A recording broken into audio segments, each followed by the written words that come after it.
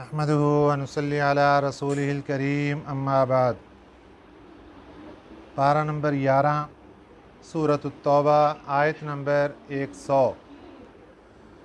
اعوذ باللہ من الشیطان الرجیم بسم اللہ الرحمن الرحیم والسابقون الأولون من المهاجرين والأنصار والذين اتبعوهم بإحسان رضي الله عنهم ورضوا عنه وأعد لهم جنات تجري تحتها الأنهار خالدين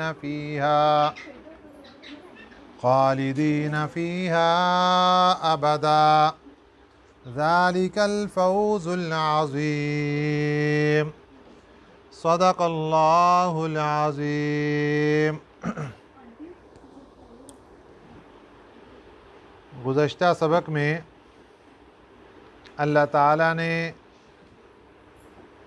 مدینہ طیبہ کے ارد گرد جو دیہات تھے وہاں کے رہنے والے منافقین کا ذکر فرمایا، اور آخر میں اللہ تعالیٰ نے یہ بات ارشاد فرمائی کہ مدینہ طیبہ کے ارد گرد دیہاتوں میں جہاں پکے منافق ہیں، پکے کافر ہیں، وہاں پر مخلص اور سچے مسلمان بھی موجود ہیں۔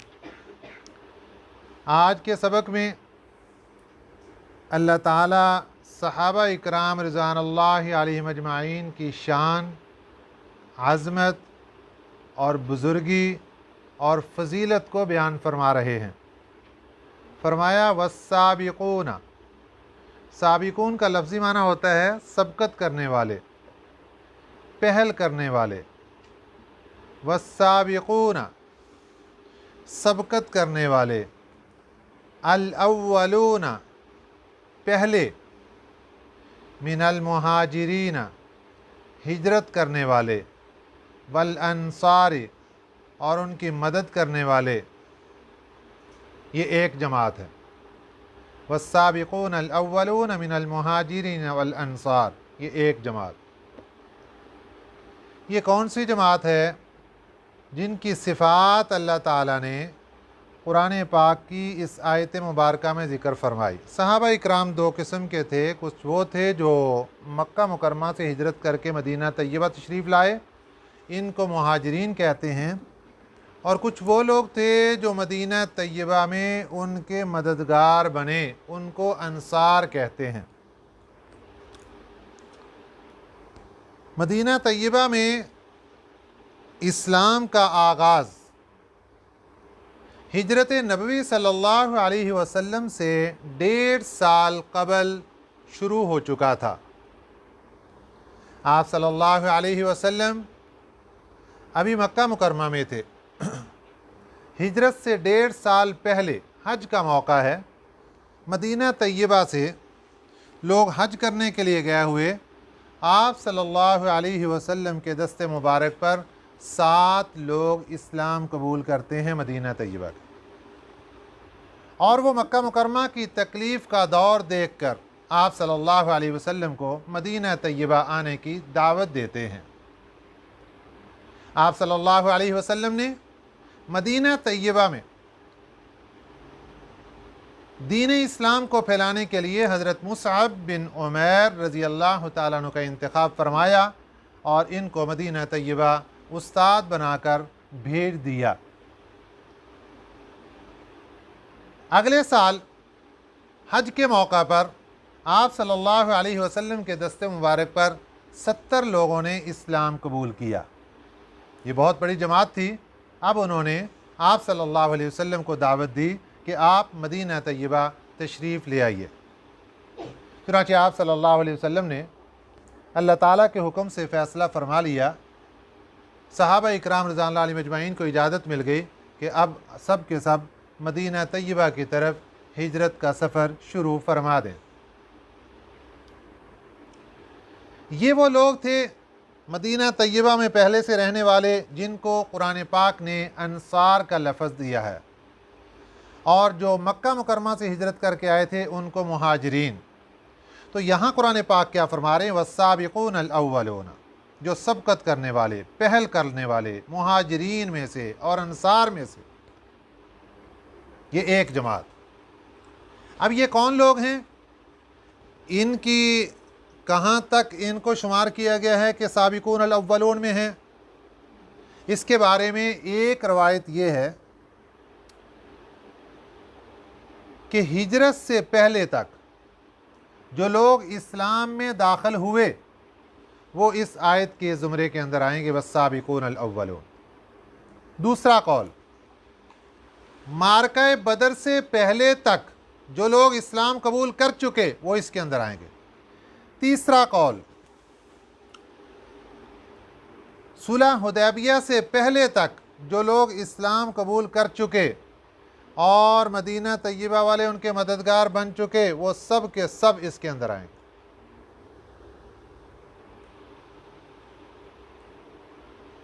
اب یہاں تک صحابہ اکرام رضوان اللہ علیہم اجمعین کی وہ جماعت جو کہ پہل کرنے والے ایمان میں، ہجرت میں، مددگار بننے میں، یہ ایک جماعت ہو گئی۔ دوسری جماعت والذین، اور وہ لوگ اتبعوہم، جنہوں نے ان کی اتباع کی، ان کی پیروی کی، بِإِحْسَانٍ، نیکی کے کام، نیکی کر کر کے ان کی اتباع کی۔ یہ کون لوگ ہیں؟ اگر ہم معرکہ بدر تک پہلوں کو شمار کرتے ہیں تو بقیہ صحابہ اکرام کی جتنی جماعت ہے بعد والی وہ سب کے سب والذین اتبعوہم بِإِحْسَان کے اندر آئے گی۔ اور اگر ہجرت تک لیتے ہیں تو بعد والے لوگ اس کے اندر آئیں گے۔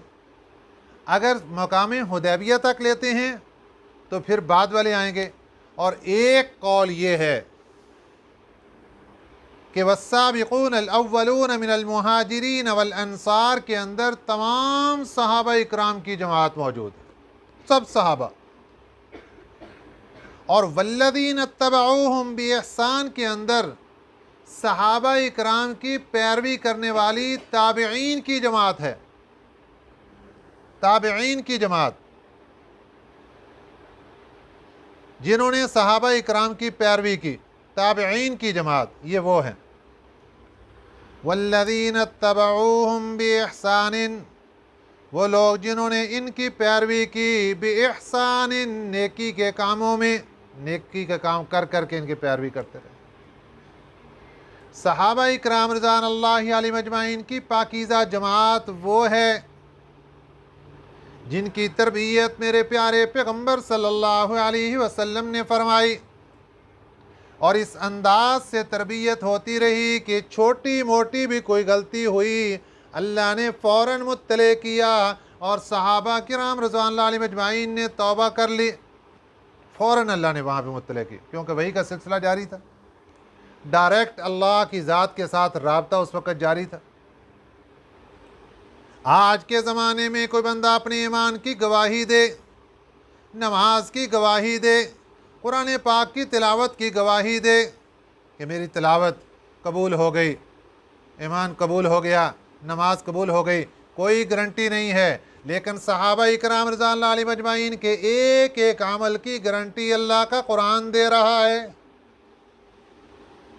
یہ پاکیزہ جماعت ہے صحابہ کی، ان کے اعمال کی گارنٹیاں اللہ کا قرآن دے رہا ہے، نبی پاک صلی اللہ علیہ وسلم کے فرامین دے رہے ہیں، کیونکہ اس وقت معاملہ وحی کا تھا۔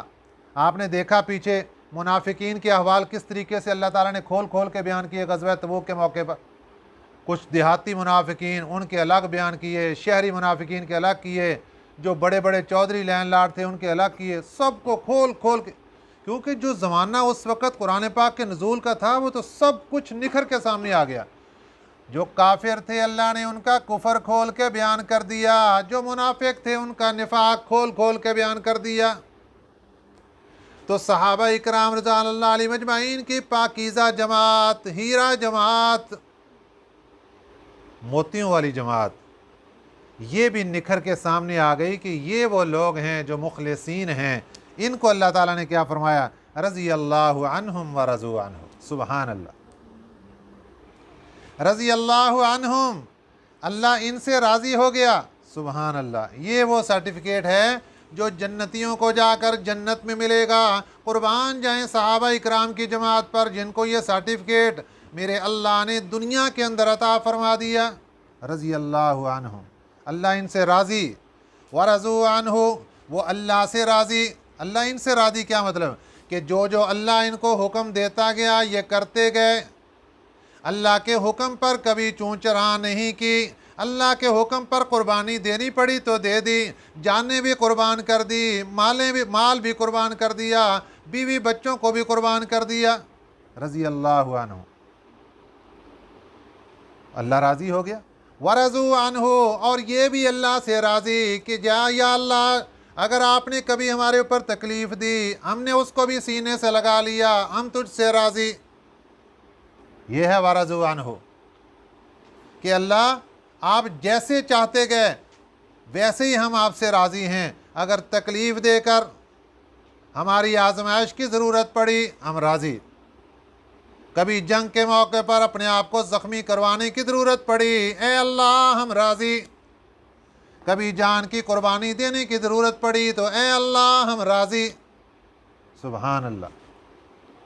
اللہ تعالیٰ نے قرآن پاک میں یہ بات ارشاد فرمائی، لَقَدْ كَانَ لَكُمْ فِي رَسُولِ اللَّهِ أُسْوَةٌ حَسَنَةٌ، کہ نبی پاک صلی اللہ علیہ وسلم کی زندگی تمہارے سامنے نمونہ ہے، اس کو دیکھ کر قیامت کے دن چیک ہوگا، اللہ دیکھیں گے کس نے پیارے پیغمبر صلی اللہ علیہ وسلم کی زندگی کو سامنے رکھ کر زندگی گزاری۔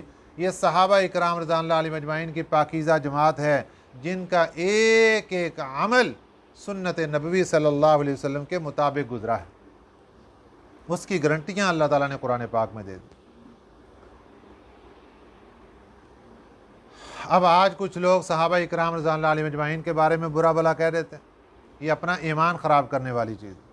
جس نے صحابہ اکرام رضوان اللہ علیہم اجمعین کے بارے میں بد اعتقادی رکھی، کسی ایک صحابی کے بارے میں بھی دل کے اندر میل رکھی، وہ اپنے ایمان کی خیر منائے، اس کا ایمان خطرے کے اندر چلا جائے گا۔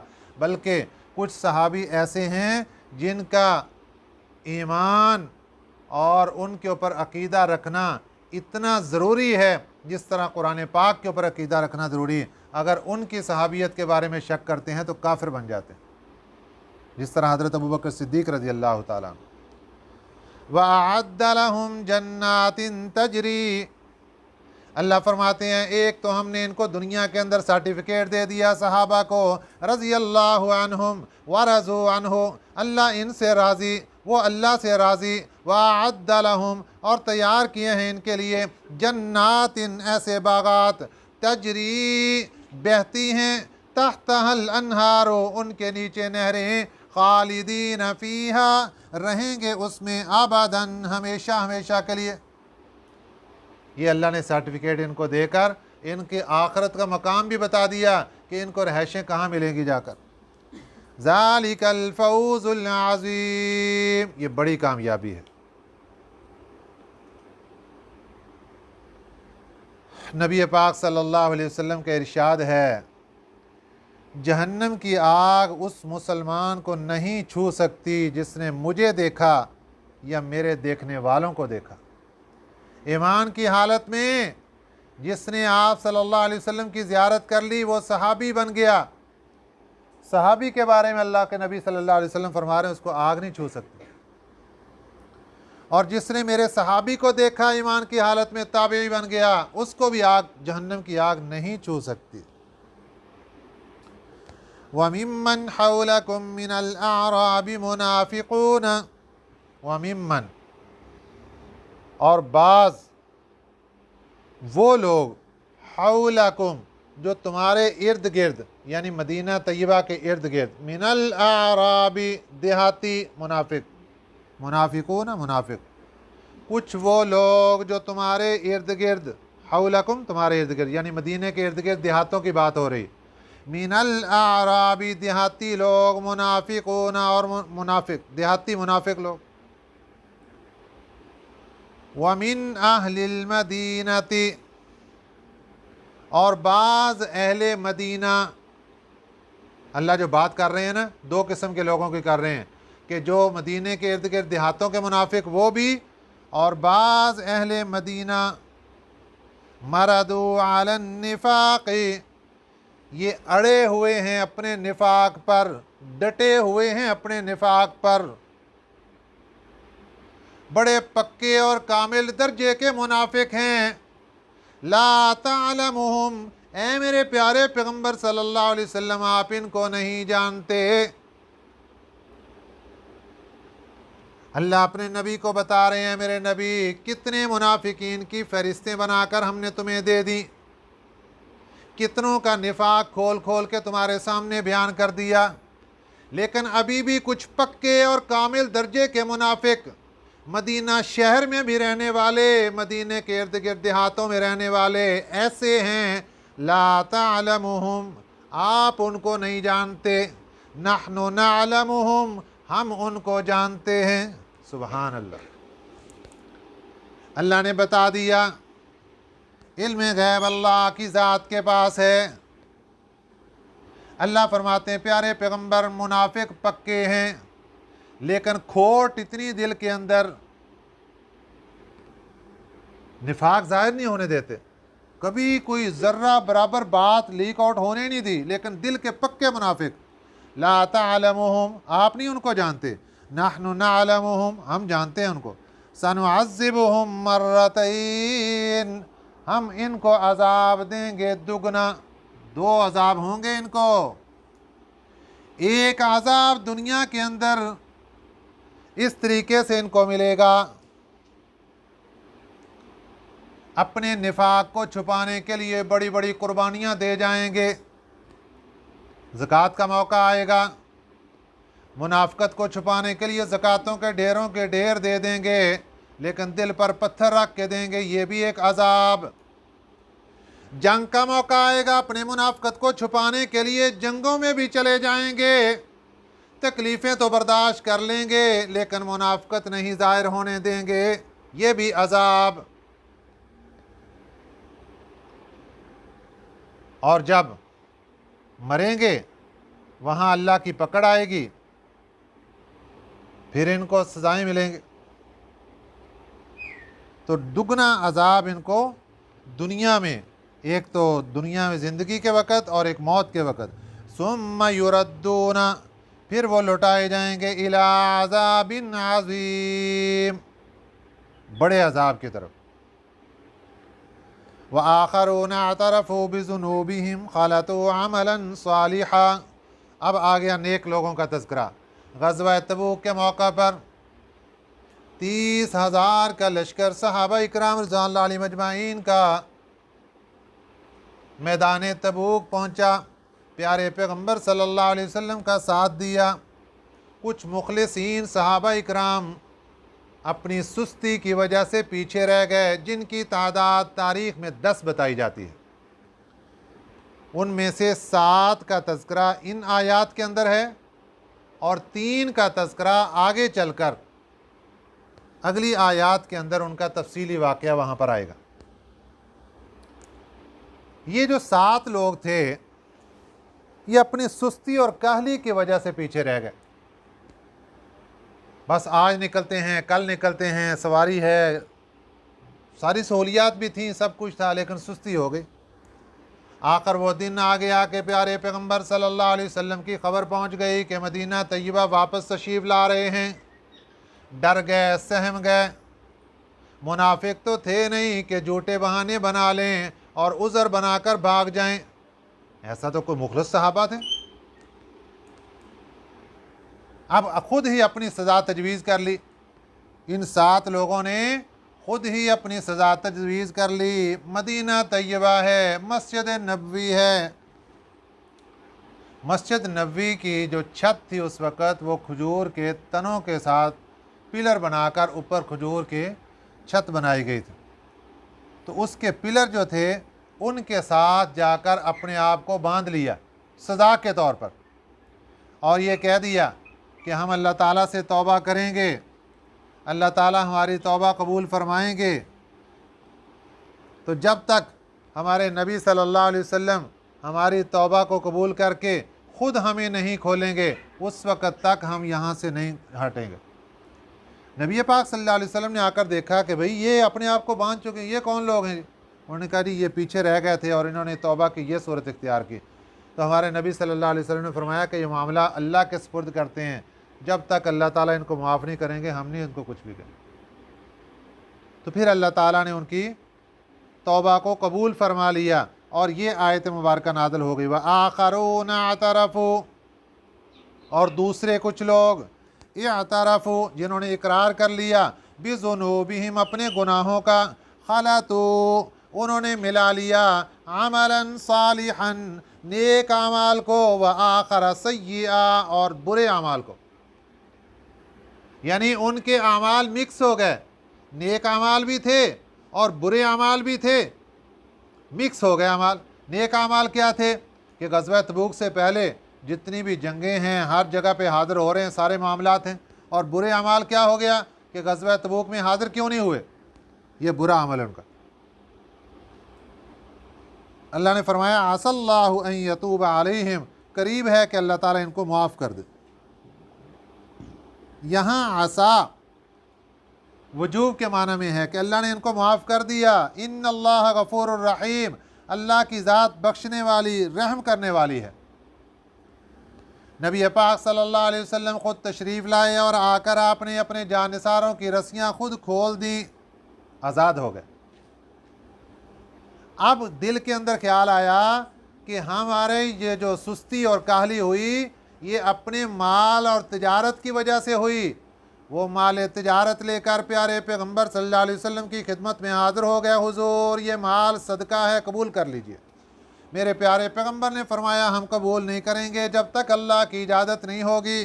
اللہ نے پھر قرآن اتارا، خذ من اموالہم صدقۃ، لے لو ان کے مال صدقے کے طور پر، یہاں صدقہ معنی زکوٰۃ، تطہرہم، دو فائدے ہوں گے ان کے مال لینے کے ان کو، تطہرہم تاکہ پاک کر دیں ان کو، ان کی زکوٰۃ نکلے گی، ان کے مال پاک ہو جائیں گے، وَتُزَکِّیہِم اور ان کا اپنا بھی تزکیہ ہو جائے گا، اپنی دلوں کی بھی صفائی ہو جائے گی صدقہ دینے سے۔ توبہ تو قبول ہو گئی لیکن دل کے اندر کوئی اگر میل کچیل ہے تو صدقہ دینے سے وہ میل کچیل کا بھی زنگ بھی ختم ہو جائے گا۔ وَتُزَکِّیہِم بِہَا وَصَلِّ عَلَیہم اور دعا کرو ان کے لیے۔ پیارے پیغمبر صلی اللہ علیہ وسلم کا معمول مبارک یہ تھا کہ جب لوگ زکوٰۃ صدقات دیتے تو آپ ان کے لیے دعائیں بھی کیا کرتے تھے۔ اللہ نے فرمایا وَصَلِّ عَلَیہم، دعا بھی کرو ان کے لیے، اِنَّ صَلَاتَکَ سَکَنٌ لَہُم، بے شک آپ کی دعا سَکَنٌ لَہُم ان کے لیے تسکین کا ذریعہ ہے، ان کے لیے سکون کا ذریعہ ہے، ان کے لیے آرام کا ذریعہ ہے۔ سبحان اللہ۔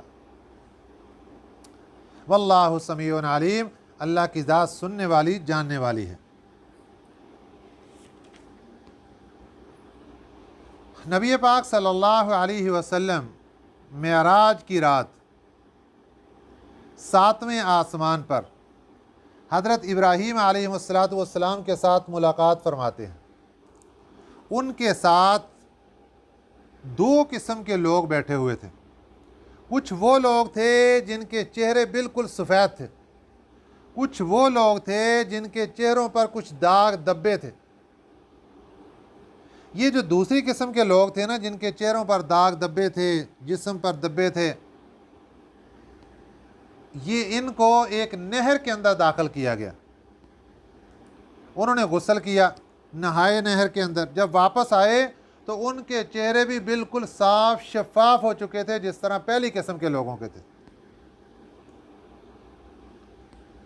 حضرت جبرائیل امین علیہ السلام نے بتایا کہ یہ سفید چہرے والے وہ لوگ ہیں جو ایمان لائے پھر گناہوں سے پاک صاف رہے، اور دوسری قسم کے وہ لوگ تھے جو ایمان لائے لیکن ایمان کے ساتھ ساتھ گناہ بھی ہو گیا کبھی، تو ان کے جسم پر داغ دبے کی طرح گناہ نظر آنے لگے، پھر انہوں نے توبہ کی، اللہ نے ان کی توبہ کو قبول فرما لیا۔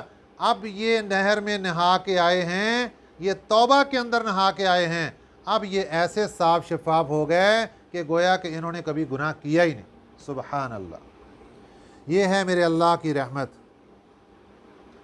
الم یعلموا، کیا نہیں جانتے وہ، अन्न अल्लाह बेशक अल्लाह की ज़ात हुवा यक़बलु तौबत अन इबादिही वो तौबा कबूल करते हैं अपने बंदों की, व यअख़ुज़ु सदक़ात और लेता है सदक़ात, व अन्न अल्लाह हुवा तव्वाबुर रहीम और बेशक अल्लाह ताला तौबा कबूल करने वाले रहम करने वाले हैं।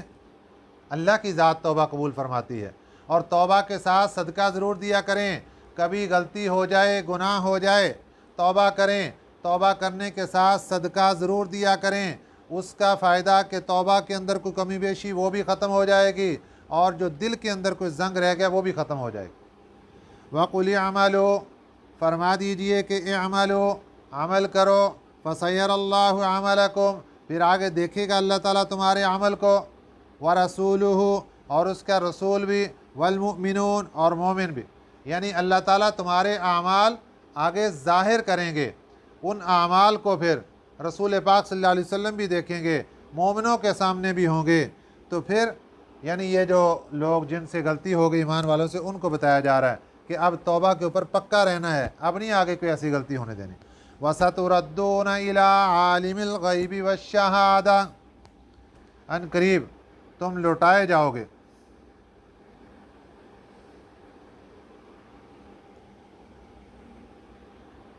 आलिमिल गैब इला आलिमिल गैब गैब जानने वाले के पास, व शहादती और हाजिर की जब बातें जानने वाले के पास, फ़युनब्बिउकुम फिर वो बताएगा तुम्हें, बिमा कुन्तुम तामलून जो तुम आमाल करते थे, जो अमल किया करते थे वो उनके बारे में तुम्हें बतलाएगा। व आखरून मुरजऊन लि अम्रिल्लाहि और बाज़े वो लोग मुरजऊन ढील दे दी अल्लाह ताला ने, लि अम्रिल्लाहि ढील हो गई उनके लिए अल्लाह के हुक्म में, यानी उन्होंने वक्ती तौर पर ये कौन से बाकी जो सहाबा 3 बच गए, 10 थे टोटल जो ग़ज़वा तबूक से पीछे रह गए, उनमें से 3 बच गए। 7 की तौबा कबूल हो चुकी, उन्होंने अपने आप को मस्जिद नबी के सतूनों के साथ बांध लिया, तो अल्लाह ताला ने उनकी तौबा कबूल फरमा ली। अब ये रह गए 3 लोग, उनके बारे में तज़किरा फरमा रहे हैं, व आखरूना और बाद वो लोग मुरजऊना ढील दे दी, लि अम्रिल्लाहि अल्लाह के हुक्म, अल्लाह ताला ने उनका हुक्म में ढील दे दी, अभी उनके बारे में कोई फ़ैसला नहीं आया। इम्मा युअज़्ज़िबुहुम या तो उनको अल्लाह सज़ा देगा, व इम्मा यतूबु अलैहिम या उनकी तौबा कबूल कर लेगा, उनको माफ़ कर देगा। वल्लाहु अलीमुन हकीम अल्लाह ताला जानने वाला, हिकमत वाला है। उनका वाक़या तफ़सीली तौर पर 3 सहाबा इकराम का ये अगले असबाक में आएगा इंशाअल्लाह अज़ीज़, वहाँ बयान होगा। तो सहाबा इकराम रज़ियल्लाहु अन्हुम अजमाइन की तरबियत देखें कि एक छोटी छोटी बात उनसे अगर गलती हुई, अल्लाह ने उनको पकड़ा, प्यारे पैगम्बर सल्लल्लाहु अलैहि वसल्लम को बताया। और सहाबा इकराम रज़ियल्लाहु अन्हुम अजमाइन की पाकीज़ा शख्सियात कैसी थीं कि गलती हो जाती तो ख़ुद अपने आप को सज़ा के तौर पर पेश कर दिया करते थे कि हुज़ूर हमसे गलती हो गई, हमारे ऊपर सज़ा जारी फरमा दें। तो इस तरीके से सहाबा इकराम रज़ियल्लाहु अन्हुम अजमाइन की तरबियत हुई। इसलिए तो आज सहाबा इकराम रज़ियल्लाहु अन्हुम अजमाइन की जो ज़िंदगी है वो हमारे लिए मशअल राह है, और सहाबा इकराम की पाकीज़ा ज़िंदगियाँ हमारे लिए ज़िंदगी गुजारने का बेहतरीन ज़रिया है कि हम उनको पढ़ें और उनके मुताबिक अपनी ज़िंदगियाँ गुजारें। अल्लाह ताला हमें सहाबा इकराम रज़ियल्लाहु अन्हुम अजमाइन की कदर, अज़मत और मंज़िलत को पहचानने की तौफ़ीक़ अता फ़रमाए। आमीन। वमा अलैना इल्लल बलागुल मुबीन।